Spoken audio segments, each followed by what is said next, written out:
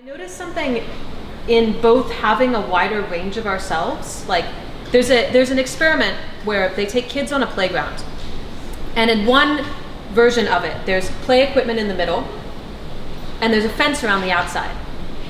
In the other one, there's play equipment in the middle, and there's no fence around the outside. In the first one where there's a fence, the kids actually use a lot more of the space. They go all the way to the outside of the fences. They inhabit this much bigger area. In the second one, where there's no fence, the kids tend to cluster much closer to the playground. I personally think we don't grow up much psychologically in some ways. So having both full openness to who we are, but also constraints, is a lot of what we're going to be playing with this weekend. How do you set artificial constraints on yourself to have more freedom and creativity? How do you notice the constraints you already have and make decisions about them?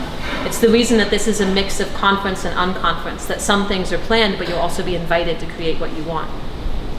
And why a lot of the cards that you got if you were at dinner last night gave you roles that you could choose to follow or not as you desired. So maybe just have that in the back of your mind throughout this weekend. Like, what constraints can you set on yourself or on other people to allow them to play more fully, or allow yourself to play more fully? Is there a challenge that you offer? Is there a space you set up for something to happen within? Is there a session that you want to give? And if so, what part of yourself do you want to give it from?